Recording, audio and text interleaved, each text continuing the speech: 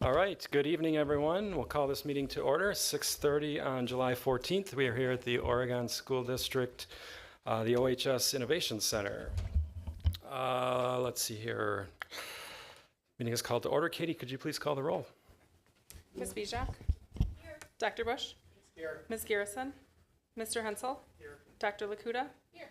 Ms. Wright? Here. Mr. Pankratz? Here. That is six of us, so board does have a quorum, and Heather did check in advance. She has a commitment for her work tonight, so she's not unable to attend. Tonight's, I do have proof of notice, so we are checked off there. So for tonight's agenda, we do have a format change that we're piloting tonight. We are moving up the superintendent's report to kind of first thing in the agenda after we get through consent calendar. So we are looking forward to celebrating much of the good news early in the meeting. And then we have, on action items, we have the 25-26 academic standards, the 25-26 employee handbook, and our regular updates. And then we do have 3 items on the agenda for closed session. So the board will go into a closed session after the meeting. I'll state those Wisconsin statutes and those items when we get to that point in the meeting. And then I do anticipate the board may come back to open session for an additional item after closed session. So that's what we have on deck for tonight. I would entertain a motion to approve that agenda as posted. Motion by Nathan, second by Mary. All those, we can do a voice vote. All those in favor say aye. Aye. That carries 6-0. Next up, we have the consent calendar. Let's get a motion on the table. I guess first off, does anyone have any items they'd like to remove from the consent calendar tonight? If not, I'll take a motion to get that on the table. I'll make that motion. Motion by Anna. Is there a second? I'll second. Second by Dr. Bush. I will read a couple of items here. So we have a couple of retirements. Ms. Cheryl Stout, 26 years of service as an educational assistant at OMS, and Christine Jacoby Rittenhouse, 34 years of service as a special ed para at the high school. So we thank our long-standing employees for their dedication to the district. I will call your attention to an addition that's in front of you, which is a field trip request for the FFA group heading to Iowa for 3 overnights. And then I would like to read donations. So we do have 13 food service donations from families. We have a Natural Resources Foundation of Wisconsin $500 donation for Prairie View first grade field trip to the Crane Foundation. We have an anonymous $125 donation to Friends of FES for student supplies. The FES PTO has donated $346 for the FES sixth grade field trip scholarship. We have a $5,000 donation from Rick and Jackie Simden, the Family Foundation for the Rick and Jackie Simden scholarships. The Anchor Club has donated $350 to the FFA. Anthony and Lisa Antoniewicz, $360 for an FFA donation in memory of Ray Antoniewicz. The next few here are all in memory of Ray Antoniewicz. Alice Antoniewicz for $100, Larry Marr for $50, David and Linda Thomas for $50, Reynold Anderson for $50, Ann Riesdorf for $25, and the Animal Hospital of Wisconsin $100. Maggie Zwicky has donated $100 for the admin scholarship. Oregon Athletic Boosters, $8,340.78 for football pennies and cross-country tents. Oregon Athletic Boosters, $7,412 for track equipment and court mops. The American Red Cross has donated $1,400 for a scholarship for OHS. Michael Hall, $5,000 for robotics sponsorship. First Alumni of Madison, $500 for robotics. Metalcraft Incorporated, $300 for robotics. And Icon Robotics, $1,000. Sleep In Mainstay, $300. Alliant Energy, $2,000. And Gene Haas Foundation, $2,750. And the last robotics sponsorship is Milwaukee Tool, $1,000.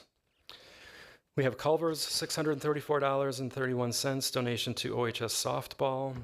Oregon Cares, $275.65 to OHS Hope Club for mental health awareness supplies. An additional $33.24 for the same purpose from Oregon Cares. Maureen Coyle donated $20 for business ed field trip sponsorship. Neil Park Family Foundation, $5,000 for the splash pad. Oregon Choral Boosters, $119.35 for transportation for OHS choir students to the Hamill Music Center.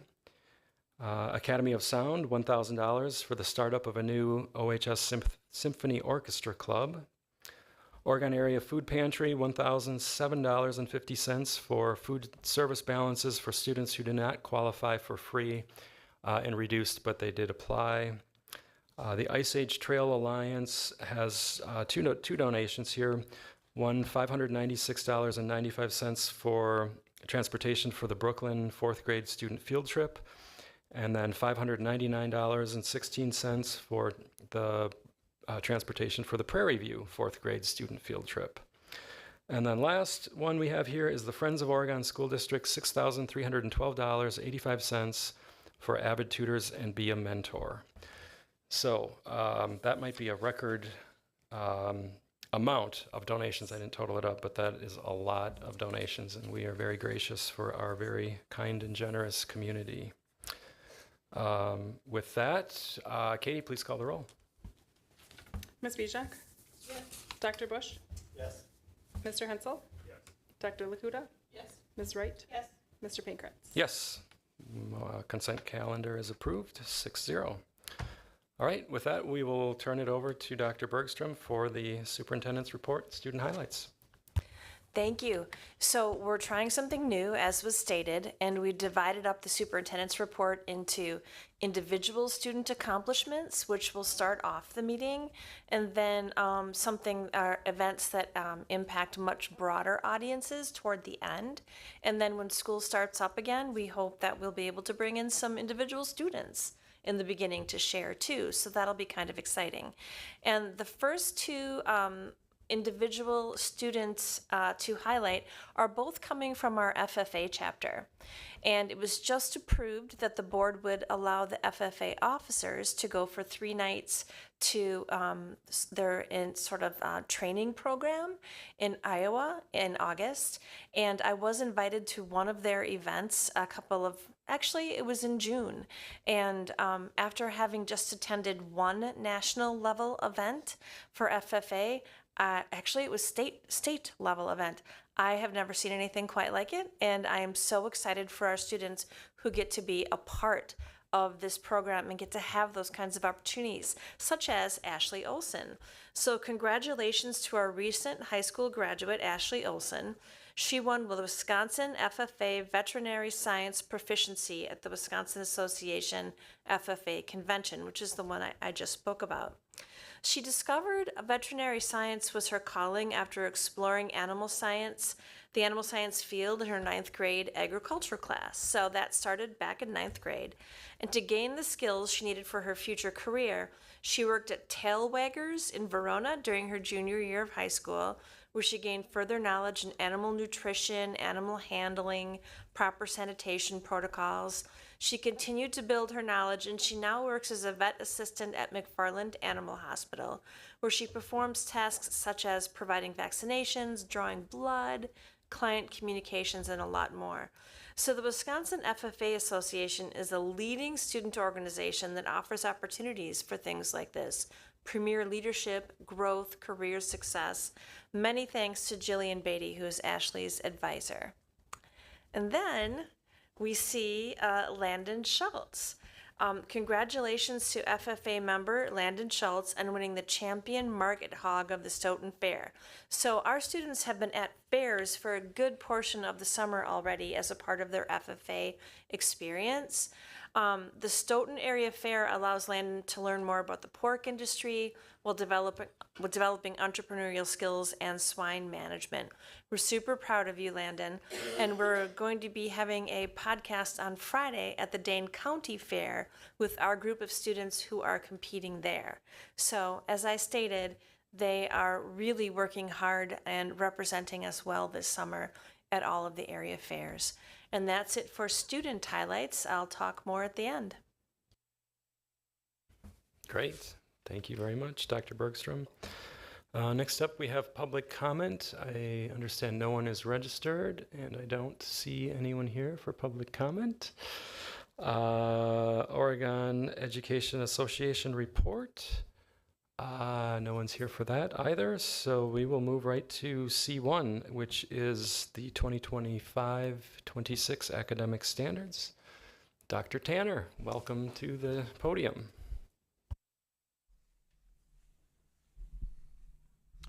All right, this is rather pro forma because state statute requires the board to approve the academic standards for the upcoming year at the first meeting of each fiscal year, which is tonight, in the areas of math, science, reading and writing, geography, and history. The standards that were just mentioned that are required, plus we actually add a bunch of other academic areas, and we post them all on our district website so that parents, community members, basically the whole public can see the academic standards that we have. So the action item purple sheet in front of you basically lists the state statutes and recommends that you approve the standards. And I will just say that there have been no changes to any of the standards that were required to inform people about. However, I will note that we did make a couple of changes to other related standards. We updated the standards to the current version of the WIDA English Language Development Standards. Those are the standards that are used by English language learner teachers to help students whose first language is not English to develop English proficiency.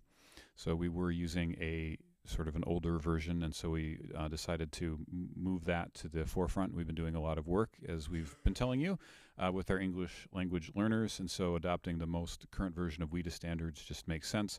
And actually, the current standards are what we've been using through professional development for the past year, so now we're just officially adopting them for the upcoming year. The only other thing that we changed was we're now using the most current version of one subsection of social studies standards. It's not geography or history. It's actually the Learning for Justice standards, which are a sub-portion of social studies standards. So we updated those because they came out with a 2024 version. And so those have been updated now. And so those links on our website now point to the current standards that are in use for all areas. Any questions? Any questions for Dr. Tanner?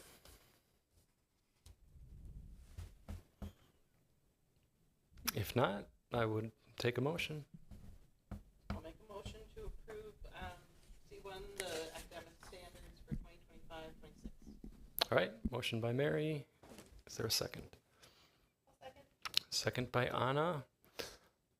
Katie, please call the roll. Dr. Lakuta? Yes. Ms. Bijak? Yes. Dr. Bush? Yes. Mr. Hensel? Yes. Ms. Wright? Yes. Mr. Pankratz? Yes, motion carries 6-0. We have academic standards. Thank you. All right, on to C2, 25-26 Employee Handbook. I imagine that is you, Gina? Yes, thank you. So ideally, we would be asking the board to approve tonight the employee handbook for the 25-26 school year. That summer is flying by, and so our educators new to us return August 18th. All of our staff are back August 25th. And so as part of that new educator orientation, we do go through the employee handbook and expectations. So the ideal circumstance is for us to have the new handbook at that time so we can go through that as well as before the school year starts, highlight any changes for our staff. And we have been working with the Oregon Education Association on changes. Nate Johnson could not be here tonight. He's actually out of town on a much deserved trip. And so we had some great discussions with the OEA about the handbook, and they are generally supportive of the changes that are suggested, or they're not applicable to the OEA. So I just want to thank the OEA and their members for the collaborative discussions that we've had and for giving their time during the summer to work on that with me. So that's greatly appreciated. So we do have a board purple on the biggest change to the handbook. So I can go through some of the other changes first and then tackle that one at the end. Would that work for you? Okay, perfect. So I'll just skip more of the clerical changes and just try to hit the high points, but please let me know if you want me to back up or go to something else. And then as I go through, I'll just kind of look around for a temperature check, but feel free to interrupt with questions as we go through the sections. So the first section that I thought I would point out is the change in 2.15 on page 14 into 15 about just changing the language a little bit about maintaining appropriate relationships with students. This is one thing that we talked about with the union. So there's a training that coaches go through in terms of maintaining appropriate boundaries with students. And this language comes from that training, and the OEA raised it, and I really liked it. It talks about that employees must maintain appropriate professional boundaries with students. And then just making crystal clear that any romantic or sexual relationship or contact with a student is strictly prohibited regardless of a student's age, and that any employee interaction with a student must be observable and interruptible. And that is from the coaches training. And so that is something, that's language I thought that is consistent with how our coaches are trained, and it seems like good advice for teachers. So one just example of that is you'll see like on that back door, we have those, I don't know what they're called, the screens that come down that we do if we're in a lockdown situation. And so just making sure, like, as if you're in a classroom, like have those should be up, right? Like if you're in with a student, like those interactions should be observable, they should be interruptible, everybody should feel really comfortable. Thankfully we do not have issues in our district with these kind of situations, and so this language is really meant to be clear and to prevent any issues. And it's really not spelled out in that code of conduct policy the way this is. So that was one of the reasons, just to be really clear and be consistent with the messaging. Okay, so I will move on to the next one. So just give me a moment to get there. So the next change I wanted to bring up is 2.25, the name, image, and likeness. Just to add to the handbook, that is a WIA change that recently happened. And so the athletic department will be working on more communication with this if they haven't already, with student athletes and coaches specifically. But just to let all of our employees know, because this does extend to employees and people affiliated with the school, that student athletes can now earn compensation for certain endorsements, but district employees cannot facilitate or assist in those opportunities unless they are a parent or legal guardian. So just don't want to do anything to jeopardize our student athletes' eligibility status. So trying to make that really clear for all of employees, and we'll talk more about that when we train staff about that. Okay. So headed on to the next, not really a clerical change, is talking about the professional development days. We did, so in 3.02.01.2, which is on page 20, just making it really clear that on professional development days that hourly staff are compensated for the hours that they are worked. That's the law, we have to do that. And that professional development that's not on the school calendar has to be approved in advance by the immediate supervisor and the director of learning and student achievement. So just making it really clear, because there is a budget impact on that. We have a system that people go through if they want to do professional learning. We encourage that. We just want to make sure that it's approved in advance so that it aligns with our mission, values, and curriculum, and that we have a budget for it. because we have people in our district that are really excited to do PD, which is great. So they do a lot of it. And so we just want to, Dr. Tanner is smiling at me.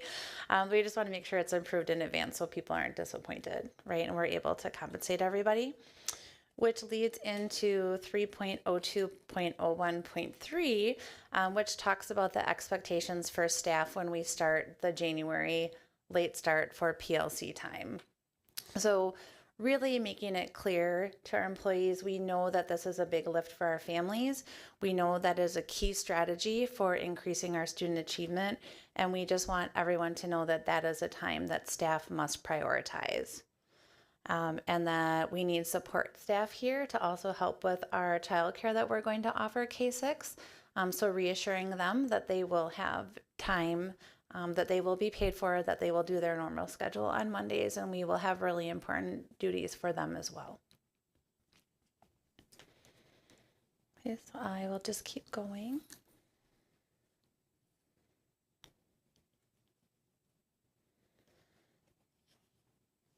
So I think that is the rest of the substantive changes that I wanted to cover other than the personal leave. But with that, I will take a pause and see if there's other sections or questions that people wanted to talk about before we tackle that.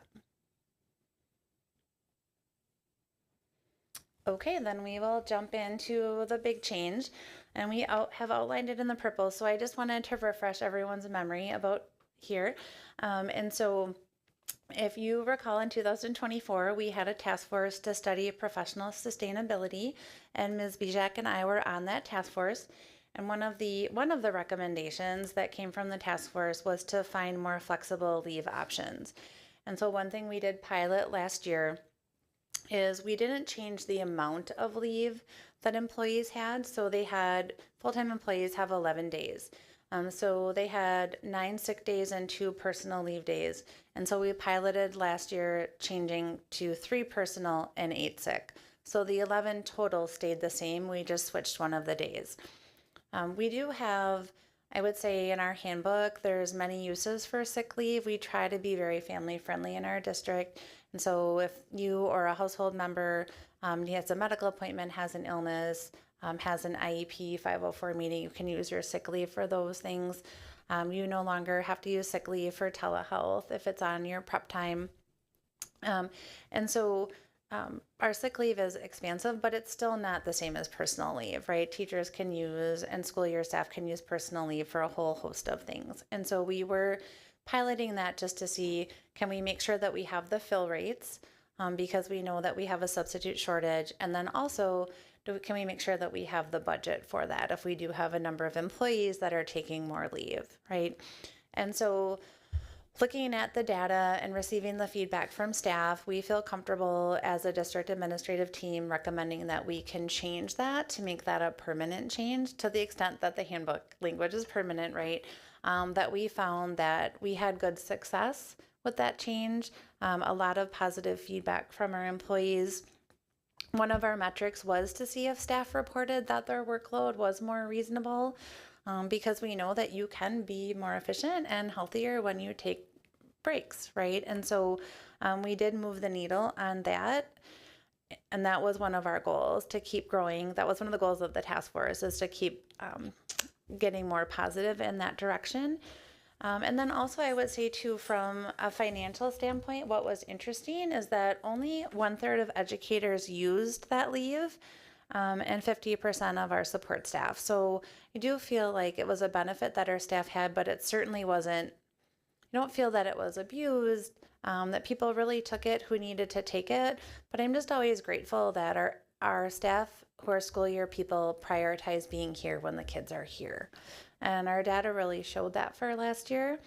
The other thing that we did learn, which we anticipated, but it's always good to check the data, is that we do have higher fill rates for personal leave absences than for sick leave absences. And that makes sense because for personal leave, you can plan more ahead of time than you can for sick leave. And we think that is one of the reasons, is that those absences are entered earlier. Because I think we've all been in that position too, where we really think we can make it and we're going to be able to go to work, and then either the night before or the morning think, oh, I really shouldn't be going to work today, right? I don't feel well. So we definitely saw higher fill rates with that. And so I think that's one of the reasons too, and Dr. Lakuta remembered this right away, that we had anticipated this costing about $35,000 for this year. And so we did put $50,000 just to be safe, because we try to budget very conservatively, right? Because we don't want to overspend. And so we really saw only a $14,000 impact from that, which makes sense when you think that only a third of people used all of the leave. And that expense is a good thing because it comes from having higher fill rates, right? Which is what we wanted. And so we don't feel that we need new money necessarily to fund that benefit, that we can do that within the existing sub budget that we have, which of course the ideal would have 100% fill rates and fill those absences, right? But we are comfortable that we're moving in the right direction. So with that, I will take questions. Any questions for Ms. Jonan?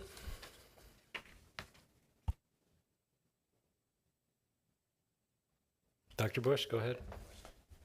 So I was just curious, you did provide some of the statistics, some of the data in terms of the impact of the use of personal leave.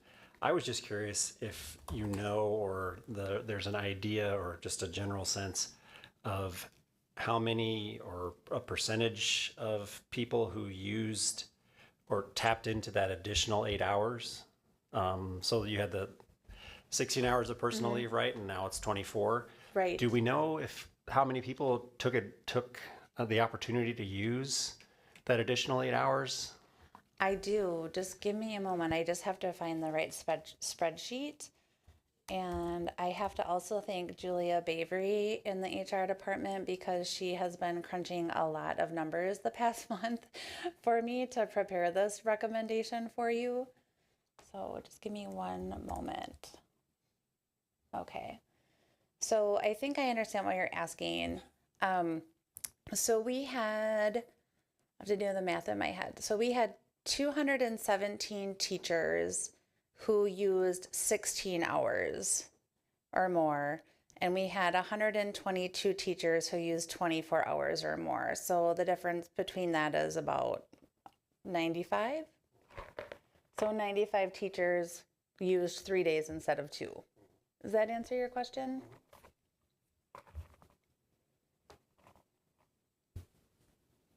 Other questions? Could I ask just one more quick clarifying question? And I moved I moved the document, so now I don't see the language anymore, so I have to scroll back. Where is it? There was a section that was in the revision that we're voting on today. There was a section under the leave policy that was it's not stricken, stricken? It was stricken? It was stricken. That just sounds odd. That's at the bottom of page 33. Oh, okay.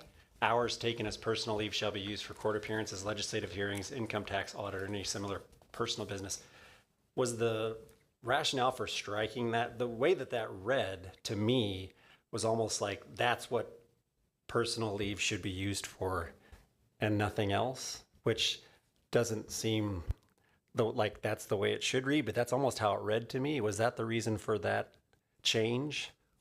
Yes, so I'm smiling because if Mr. Weiland were here, he would give you the history of that language.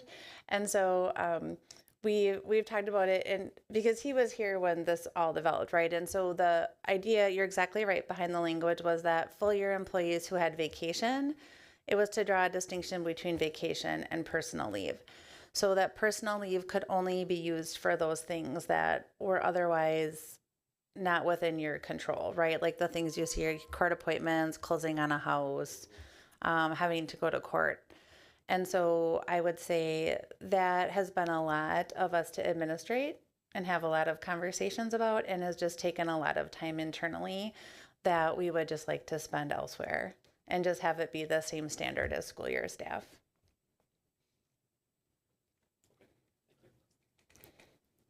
Gina, on page 40 in 4.0304 teacher extra payments, you have a section that has been stricken. I want to say struck too. You're right. It's just a thing. It's stricken from the record, so Has that's my been reference. stricken from the record. Is that just cleaning up, or what was the thought process behind that? Okay, so tell me which page you're on. 41. Oh, okay, thank you. Yes, I forgot about this one. So trying to make it easier to read and be understandable. So this is, thank you, because I should have pointed this out. So this is a change that we would recommend. So right now, so we have some teachers on an overload, because let's say we have a number of students in a technology education class. And so because we need another section of automotive, right? So rather than hiring one teacher to teach automotive, the teacher agrees to an overload. So essentially they give up their prep time to teach a class instead. And so we used to pay 10% if it was a class you already taught. So if it's like automotive 1 and another section of automotive 1, you get a 10% overload. If it's a class you don't already teach, like let's say it's automotive 1 and then you're going to add automotive 2, then we had paid 12.5%, and so we're recommending increasing that to 15% to make it more attractive for teachers to want to do that, because that has really helped us, especially in elective classes. So if we have more kids that want to take like a business class, to hire a 0.1 or a 0.2 business teacher is very difficult. So we appreciate when teachers agree to go on the overload. We never look at it as a long-term solution, but our teachers have asked us to increase that to 15% for a class they don't already teach, because it just needs, we call it an additional prep, which is education speak for it's more prep time I have to do to prepare for a class because I don't already teach it. So they've asked us to increase that rate, and looking at what we pay and the value that we get for our students, I feel really comfortable recommending that change to all of you.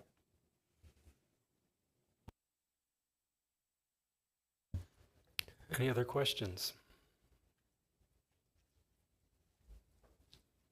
All right, I'll entertain a motion. I'll move to approve C2, the employee handbook for the year 2025-26. All right, motion by Mary, second by Anna. Is there any further discussion on this topic? Yeah, go ahead, Anna, please. I just want to make the comment that I really think this is great that we're able to pilot something for a year, study it, evaluate it, and then make a decision about how to move forward with a more permanent approach. And I do think that this is, I guess it makes me happy to know that we're able to make this change that can improve really that work-life balance, or the work-life component of being an educator. So this was a really big part of what we heard during our sustainability task force work.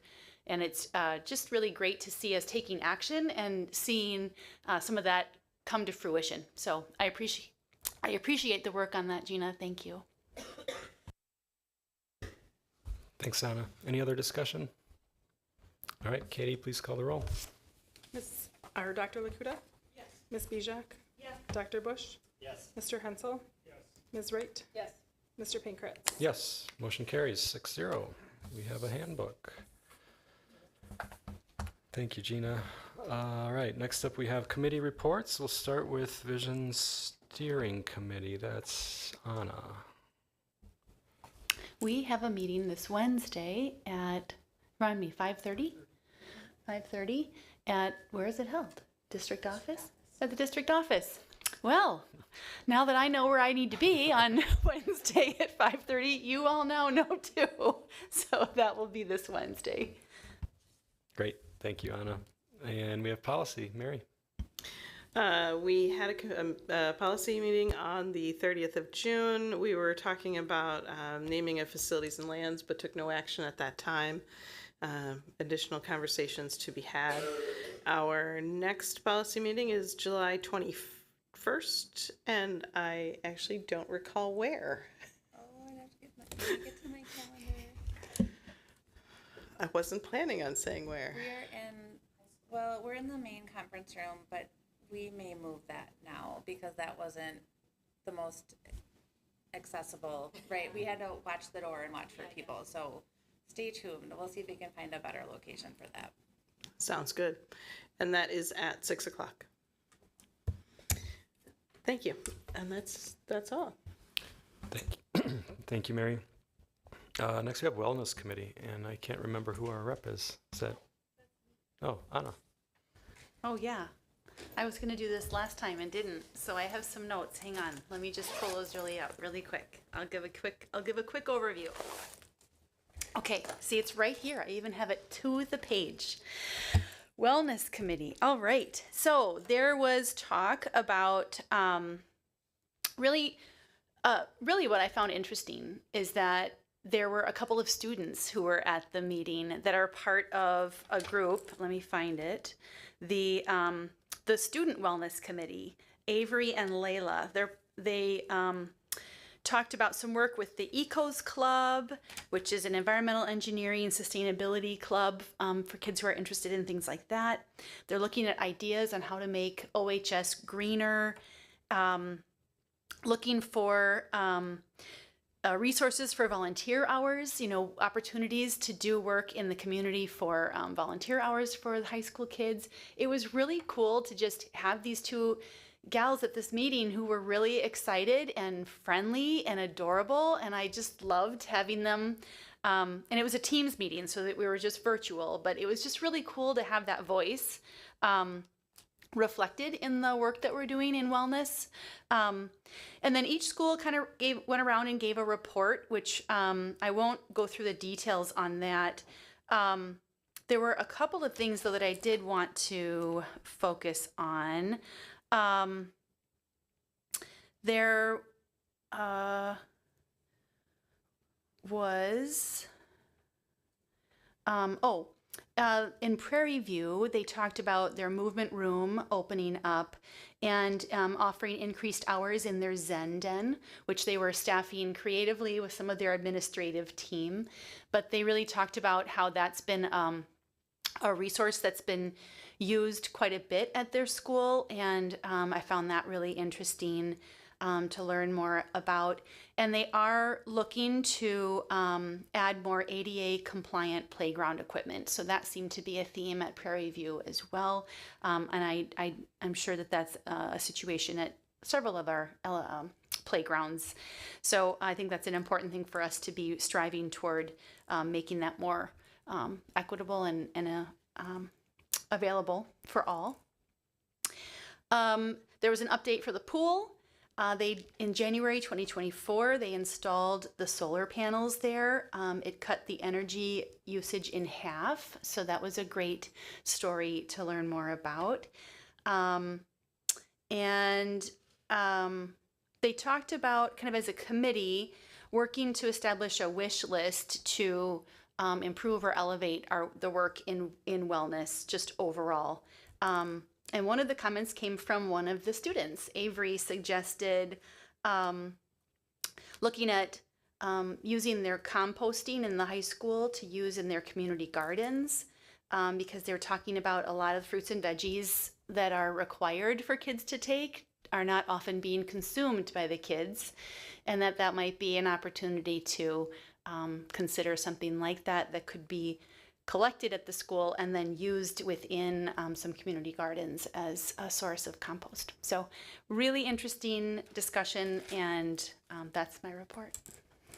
Thanks, Anna. Can you remind us the frequency of those meetings? Is that once a year or twice a year? Do you know? I think there's just 2 a year that they are holding where they're kind of reporting out the work that they're doing.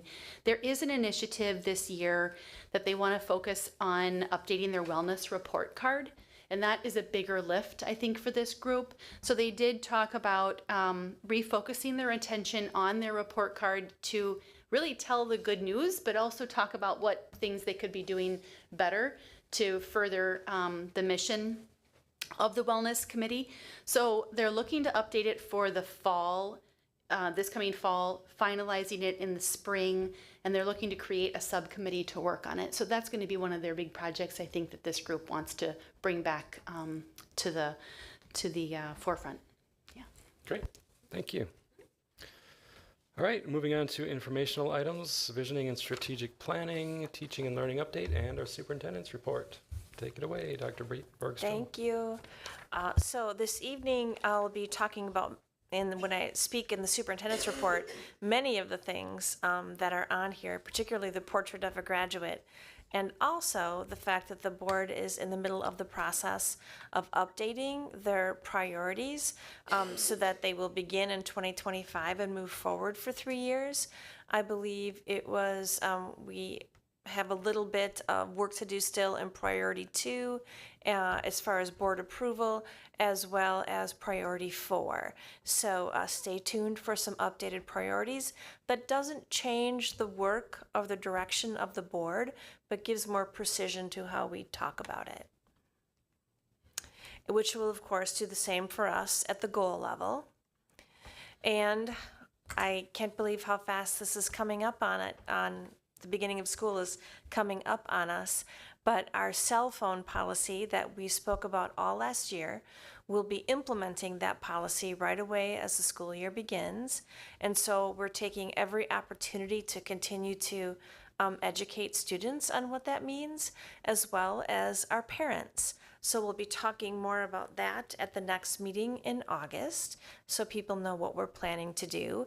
And we have every other week planning meetings for our January 5th late start, as far as ensuring logistics are all being discussed and planned for, and that we'll be ready to go in a high-level way mid-year. So, speaking of that, we are already beginning to plan for next year. The administrative team has completed a 2-year cycle of an OSA process called SAIL, which involves setting 100-day improvement cycles to meet our annual goals. In June, we launched our district-based version, and we chose the name OSD Elevate, with the tagline, Elevate Learning Through Purposeful Practice. So each school is continuing to work on the district's shared reading goal with a prioritization on increasing the number of students who are proficient from our underserved groups, which at the district level are our students who are Black, Hispanic, Access IEPs, and are multilingual with an Access score of less than 6. So that's the group that we are referring to as our Elevate group, because we're working purposefully to ensure they get what they need. The schools will use that 100-day cycle to review, plan, and improve school action plans throughout the year. The focus is, of course, on creating highly effective PLCs that prioritize the academic success and inclusion of our students in that Elevate group, the group that we're trying to grow proficiency levels, increase the number of students that are proficient by 7%. So the goals that we are setting in place, the main action step for those goals is the professional learning community and what happens within the context of that community. So the fact that the board has given us additional time, uninterrupted time, to do that critical work should have a significant impact on our students. We're really grateful for all the educators who joined us here for 2 full days. And you can see the room that's only a portion of the room, and the whole room was filled. So there were a lot of people in the district who were willing to give up their summer months to come in and do important work. And there's more of that example in the superintendent's report, because the work does not stop here in the summer. And I think that's a really important thing for people to know, is that teachers and principals are continuously in the buildings, engaged in learning, attending conferences, and of course now summer school.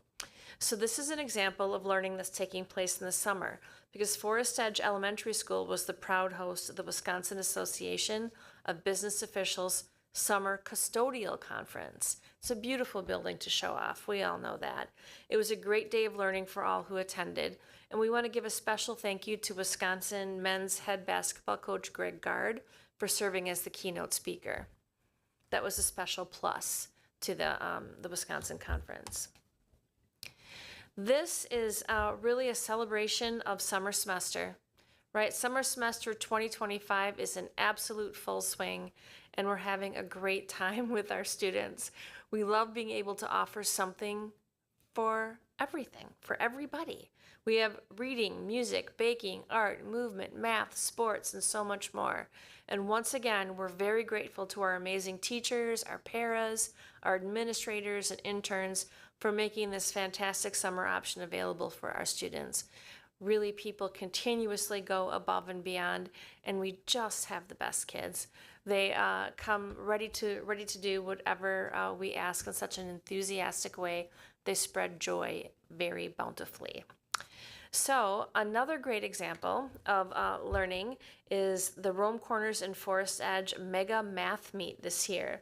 What a great way to apply their learning and have a little fun. You can see our young students there up at the UW campus being a part of learning at such a high level. It must have been really exciting for them. And then, toward the end of the year, the OMS, Oregon Middle School Green Team, they wrapped up their final club date of the year. We were actually able to be there because we did a podcast on it. They were really fun to listen to. They celebrated by planting succulents to take home and care for throughout the summer. This enthusiastic and dedicated group met after school every Tuesday throughout the school year to build their understanding of sustainability and our environment.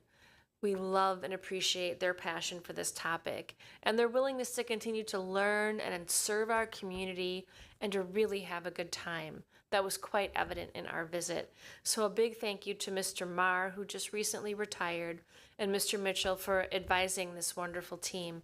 And I believe Mr. Marr is planning on coming back to volunteer with the Green Team because he's going to miss it so much. Our next slide is, of course, on our artists. And this is a really great collaboration. Every once in a while, we get to talk about this because it happens much more frequently than one would think.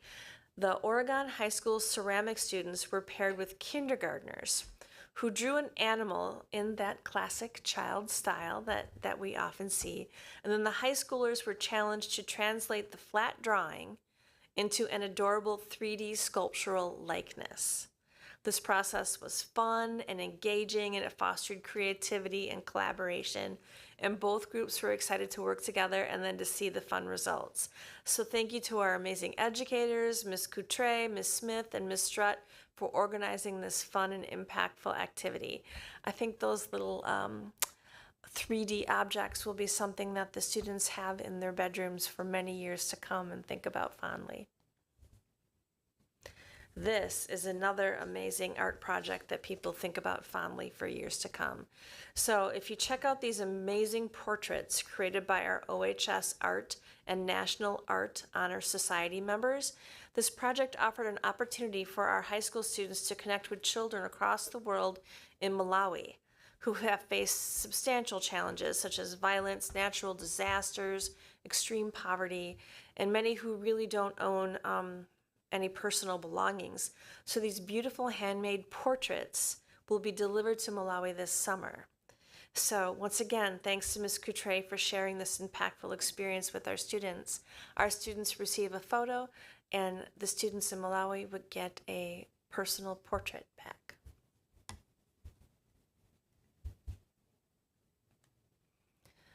Our OSD students and staff participated in or were part of Joseph and the Amazing Dreamcoat production with Verona Area Community Theater this summer.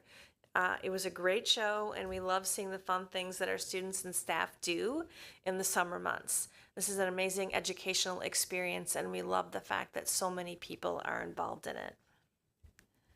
And then a reminder to tune into the podcast. This is the group that we were able to see when we went to the Oregon Middle School Dream Team, or Green Team. A little bit of a tongue twister there.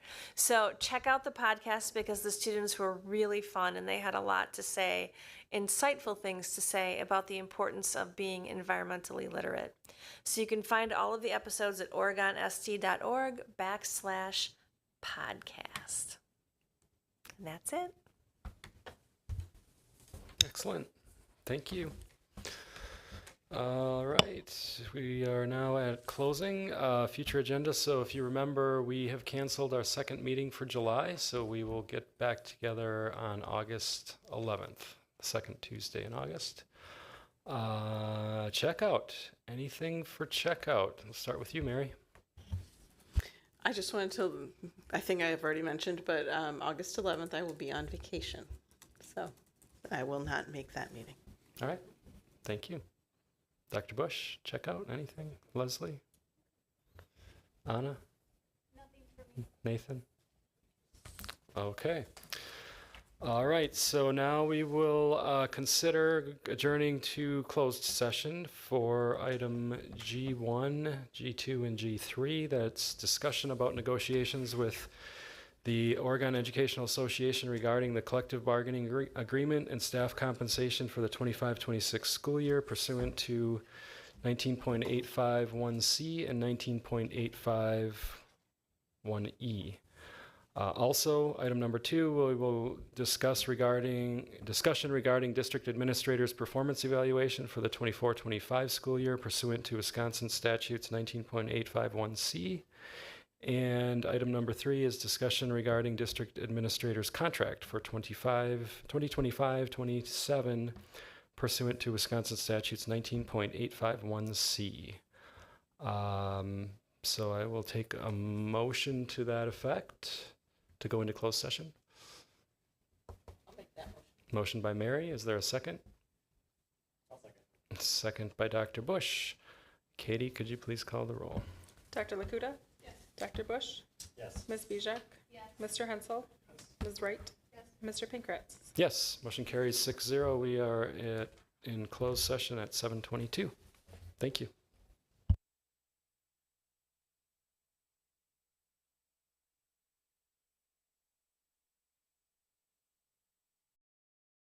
Watch Panther Sports on OCA Media.